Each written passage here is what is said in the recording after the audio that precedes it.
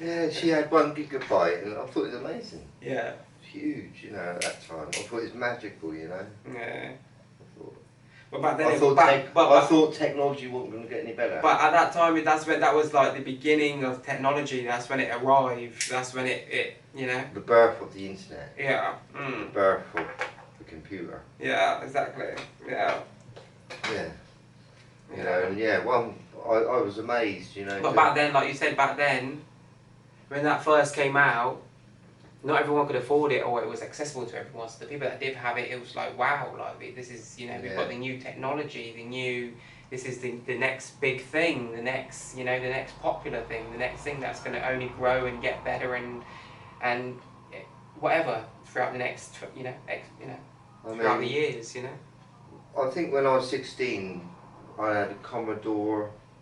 I can't remember what it's called now, or something, or a computer. Yeah. You know, and I used to sort of write my own games. You know, I used to buy a magazine every week, and I used to sort of like write my own things. You know, like that make a computer do things. If you see what I mean. Yeah. And it was all in a magazine, and I was learning about computers back then in a kind of way, in a funny way. So computers were back, you know, introduced to the public a long time ago in a funny way. For sure, yeah. When I was about 15, I suppose. Yeah. So 40 years, I suppose. But then the internet was introduced about 25 years ago. Yeah. Right? Yeah. And I kind of knew about computers when I first moved to this town, whatever. I was with my wife before I married her, or whatever. And we met this woman. And she was quite well off. And she had a lovely house here. And she said, come and move, you know, come and live with her, you know. And she wasn't hardly there, you know. So it's just me and my wife living in this house, you know. And she had the internet, I'm sorry, not a computer. She bought this computer, which was just the latest in, really, if you see what I mean, yeah. And it is 1 GB, like I say, you know. And I used to sort of spend a lot of time on it, because I wasn't working back then, you know. Yeah. And I used to sort of like learn about computers back then, if you kind of, you know, and then when the internet came in, I wanted that, and as I say, that kind of ruined my marriage, you know, and I still learn about computers now, really, in a funny way, you know, and I don't, I feel like I've learned enough, really, you know. I've had a number of years getting frustrated, you know what I mean, where computers are crashing all the time, things like that, you know. Computers got better today, they don't crash as much. You know, I do get an odd crash with certain programs when they... Yeah, depending on what you're using. Yeah, like my video editing one, sometimes it crashes because it's got a lot to think about, you see. But like, generally computers are not crashing today because they're getting more powerful. Yeah. More, the technology, the software is getting better, you know. And it's working better together, all the software, whatever, you know. They're just improving it. Yeah. You know, you got to think like, for instance, Windows, yeah, a bit of software.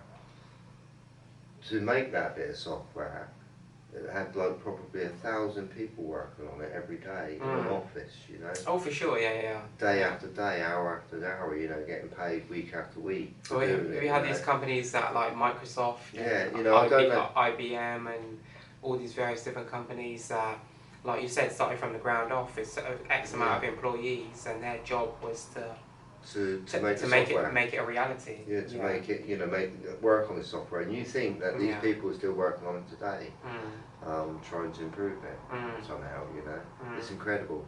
You know, I don't know how many people are involved in it, say Windows itself, you know, that bit of software.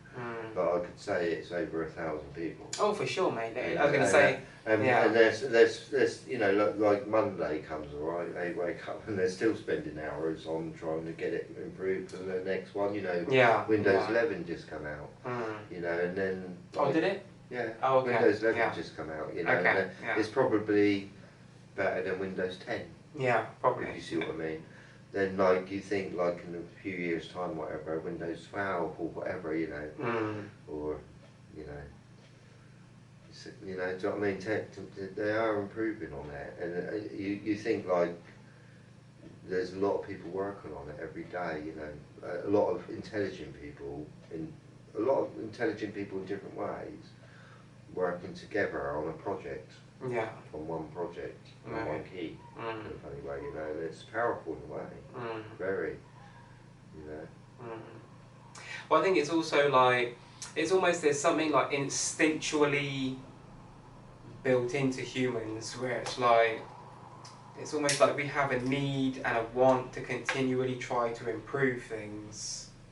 And I think that most of the time that's always a good thing, not, you know, sometimes it can be a bad thing, but I think most of the time it is a good thing and it's with good intention.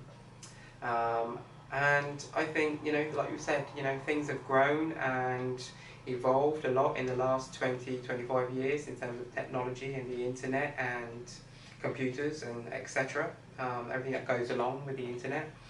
And it's only going to continually, you know, get better. You know, it's, you know, they're only going to continually find different ways and different, you know, because that's the goal. You know, because at the end of the day, people have to remember too. It also comes back down to business again too. Like we were talking about just now earlier. You know, it's about business too. They're always. That's why iPhone are continually always trying to make a new iPhone, a better iPhone. You know what I mean? In some way, shape, or form, they're trying to improve it. And whatever the case may be, better camera, better, you know, whatever it may be, you know what I mean, better, you know, whatever, so that they can sell and, you know what I mean, market their products and make money. Because that's what it is about at the end of the day. It's all about, at the end of the day, it is about capitalism. It does boil down to that, a lot of it, you know. But yeah, technology has come a long way, and I think it has, you know, especially the internet has benefited mankind a huge amount today, you know. Well, so I've learned a lot from the internet. That's for sure. And likewise, I learned a huge amount from the internet, a huge amount. I wasn't so intelligent before the internet. That's for sure. I spent years, mate, on the internet, mate, in my life. I can say that. I'm one of those people that spent years on the internet, especially when I was like at a young age and started getting like introduced, especially like when I remember like I was about 13, 14 and I first got an introduction into like conspiracies and all that type of shit, and all, you know, all that, you know, etc. I used to spend like hours every single day, mate, on the internet, you know what I mean, researching shit and etc. Learning about all sorts of different shit, you know, going down all sorts of different rabbit holes, quote unquote, as I would say, you know, and you know, yeah, like you said, I taught you know, a lot of stuff I know and I'm educated about today is through me reading and learning stuff predominantly on the internet. I do read books, of course, occasionally as well, stuff that, you know, piques my interest and I find fascinating or interesting, or just something generally I want to read about. But most of the time, it's like you said, it's true. It's online. It's online. I mean, really, basically, on the internet, you can, I think, almost find everything. Yeah. That you want to. Yeah. It's like if you want to learn to cook something, going back like you said earlier, cooking. Cooking's a good example. Like a pancake. You can Google it. How do I make a pancake? Or YouTube it. They'll give you the ingredients and everything else, and then you go to YouTube and they'll show you how to cook it. Or how to whisk it. So you can get nice fluffy pancakes. Or jam. Or you name it. You name it. Yeah. You can find all sorts of shit on there too, stuff that you probably shouldn't be able to find on there. Or even like, you know, like when you buy musical equipment, you know, like something, you know, like a synthesizer. That's always good, like a tutorial. Well, yeah, and you don't have to really read the instructions anymore. You can YouTube it in a kind of way, and it's better to learn from somebody that knows what they're doing. What they're doing in a kind what of they're way. talking about. Somebody that studied it for 10 years, right, and you're watching a video, right, that are simply telling you, you know, and teaching you in one day how to use it in a funny way, you know, do you know what I mean? By learning you know, watching these videos and things, you know. And, you know, it don't matter what, I mean, even taking an iPhone apart, you can Google that. Oh, yeah. You can YouTube that. There'll be someone showing you how to do it. Tell you how to fix things. And, you best believe it, there'll be someone showing you how to do it. Yeah. I say everything with technology, like even, for instance, cameras. You know, when they first come out, you know, when you can remember sort of like the black and white cameras with the thing when you put over you and all this, you know, the fan thing that comes out and all that.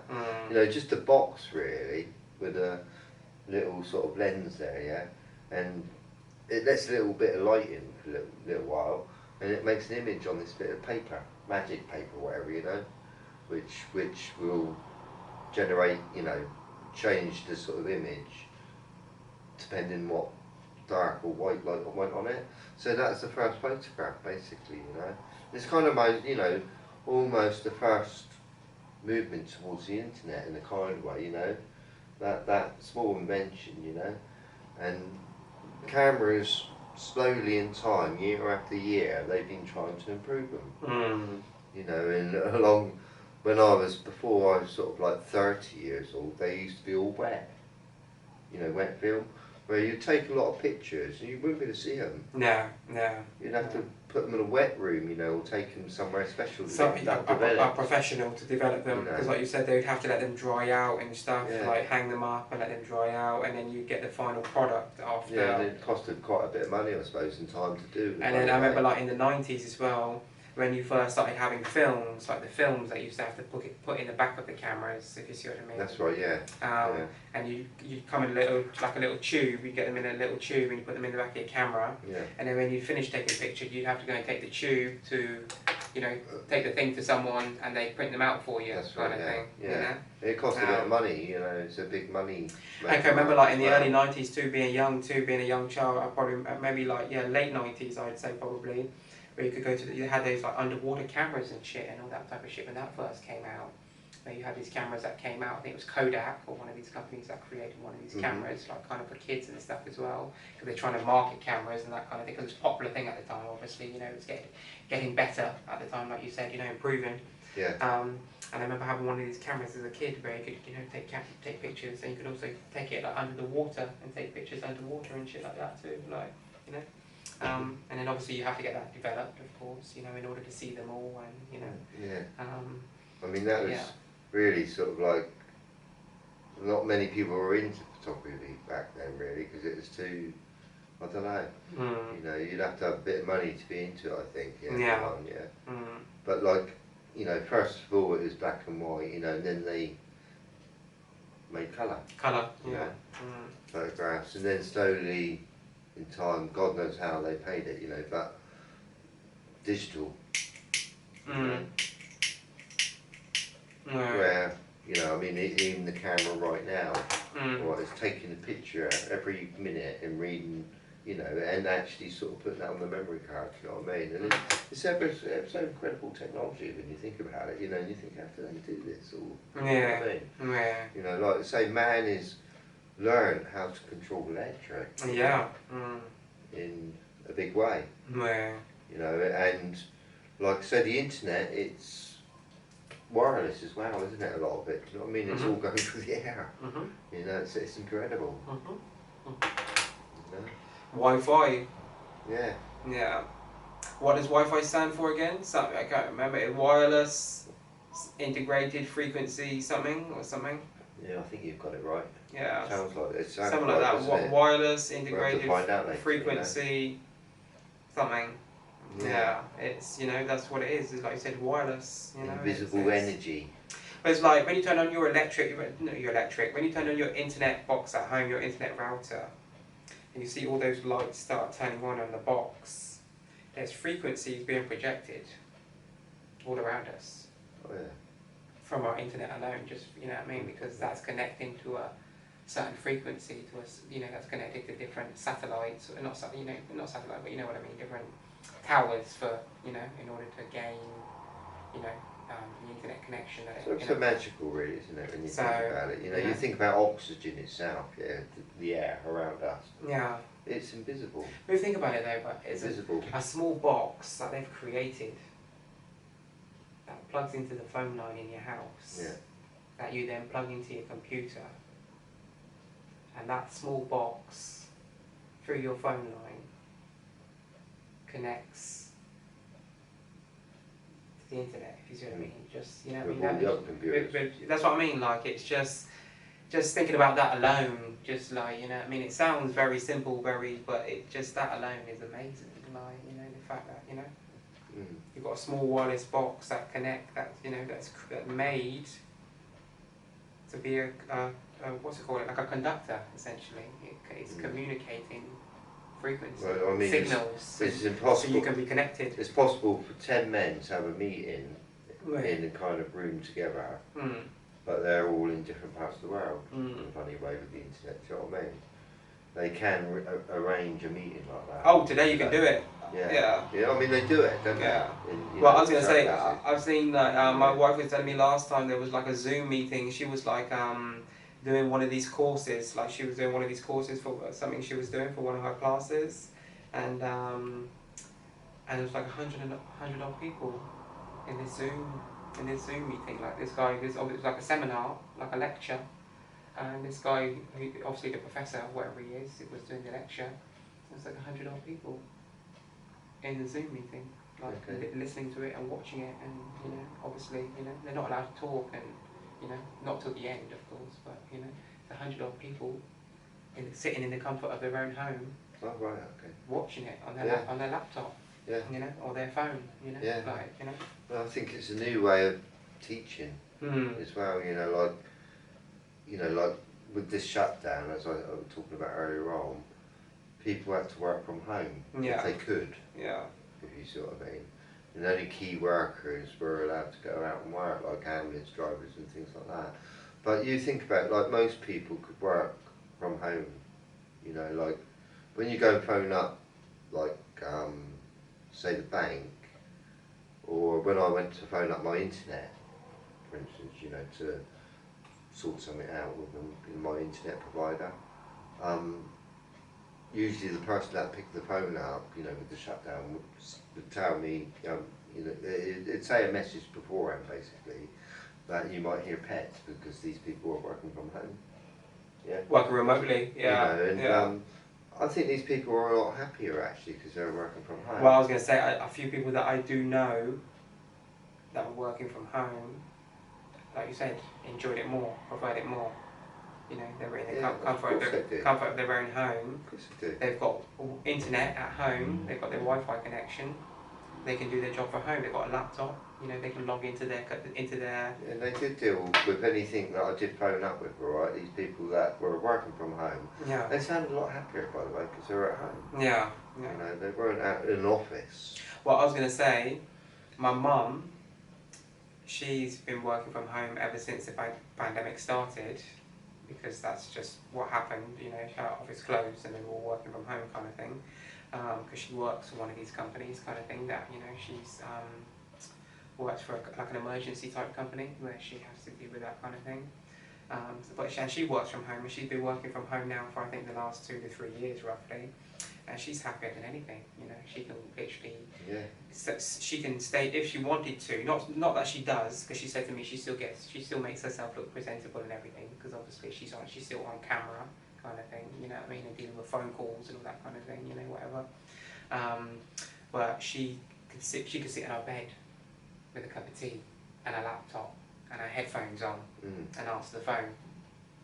She's, as long as she's logged into her company's database, That's right. she's logged in, she can start taking calls. Yeah. From home. And once she's finished the call, she can log it all into a laptop from home, send the information straight through to her company's organisation like they have to do.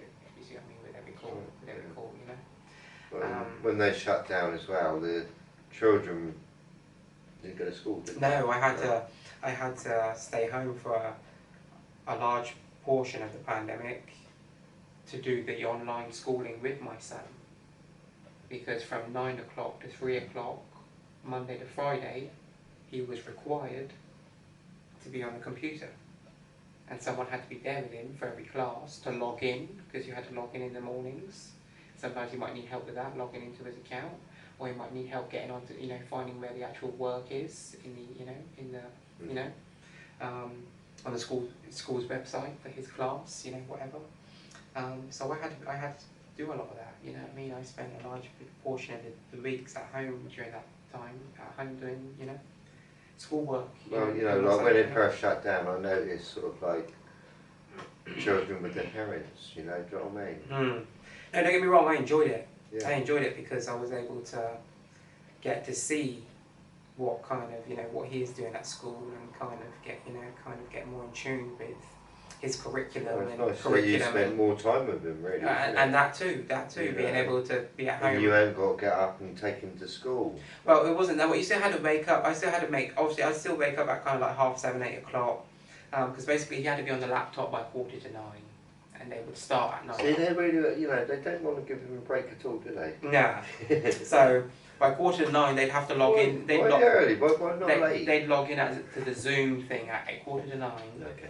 And it would start at 9 o'clock, yeah? Yeah. So I'd still make sure I was up at like 7:30, 8 o'clock, because my son's usually up at 6:30 every day, without fail, generally. You know what I mean? He makes himself breakfast, goes to the lounge, turns the laptop on the TV, watches something while he has breakfast, and then he'll, whatever, brush his teeth, wash his face, get ready, and, sit in front of the computer during that time. So all the children all around the country's got to do this, have they? Well, not now, because they've all gone back to school now, but during that time, that's what I did have to do. For a large portion of, for over a year, I think close to a year. Close to a year, I think. The internet kind of come in handy then, didn't it? Well, exactly. Kind of funny, Children would have been able to be like educated. Fully educated. Well, not saying that. Obviously, they did that. The schools and everyone else did their best during that time period with what they could do online, if you see what I mean. And it still did benefit because they did set quite a lot of work that I would have to sit there and my son would do it, and then I'd check it over and correct it and say, oh, this is wrong, that's wrong. You need to do that one again, and try to do it again and come back to me and see if you get it right this time, kind of thing, whatever. And then if he didn't understand or he didn't get it right again, then I could explain to him where he went wrong, and kind of correct him and whatever, So I must say, for that year I did enjoy it. But obviously they're back to school now and back to work, etc. But like you said, the internet during that time was a pivotal thing for education, amongst other things, and connectivity. Because obviously during that time a lot of people were not allowed to go out for large portions of time, weren't allowed to leave their house unless they were, like you said, an emergency worker, healthcare professional, or one of these people who was deemed to be an emergency worker. People were generally indoors unless they had to go to the supermarket, or they had to go and collect their medicines, or go to the doctor, or something like that, But yeah, so during that time period it was very important too. People needed to be able to contact their families and talk to people, and because people were more isolated. People weren't able to have that smaller bit of communication they might usually have on a daily basis, seeing people on a daily basis, communicating with them, I mean, I think the internet's very handy if you're living in the sticks. No, for sure. It kind of connects you with the town in a funny way, doesn't it? Yeah. Well, you got to hope that wherever you are in the sticks, that you got a decent internet connection too. Yeah. Because sometimes in certain places in the sticks too, the internet is shit. You might have to walk out into the field to get two or three bars on your phone to call someone. Well, I think they get they're improving on that every year. If you see what I mean, making it go everywhere. No matter where you are. No matter where you are, yeah. If you know what I mean. That is a goal. Yeah. But like I said, I was sort of saying earlier on, I found it's helped me, and it still does today. Yeah. When if I'm ever going, writing on it, which I do sometimes, whatever. Yeah. It comes up if I do it wrong. Do you know what I mean? Like a bit red.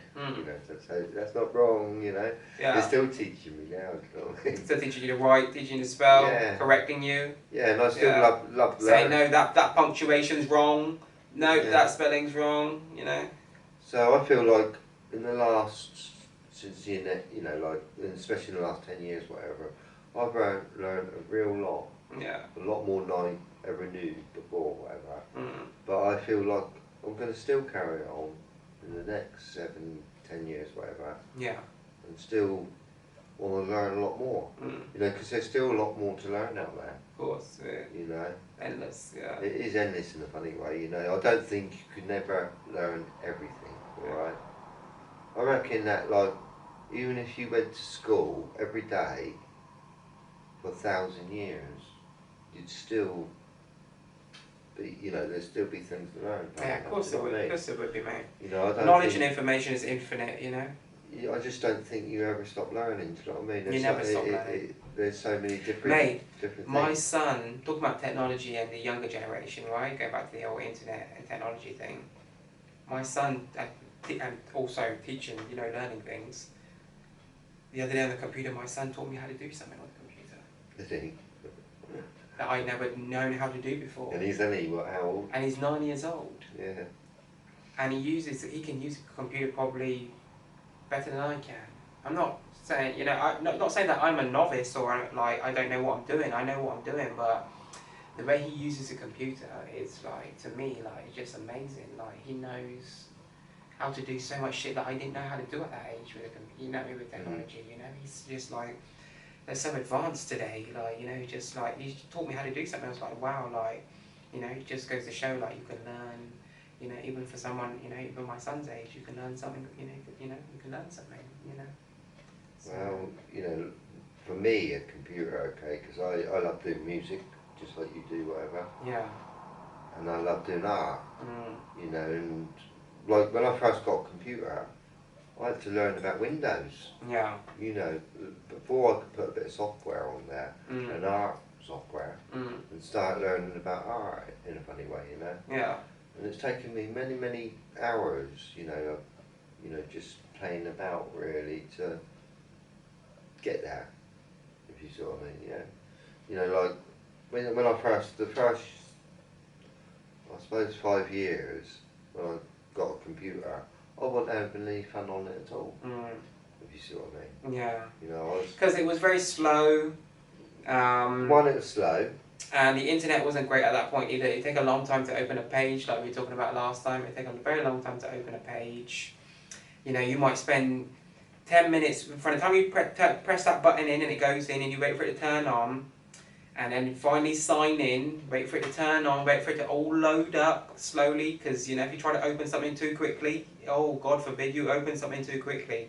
You now got to wait. You know what it used to be like if you were trying to open something too quickly and the computer hadn't finished loading up.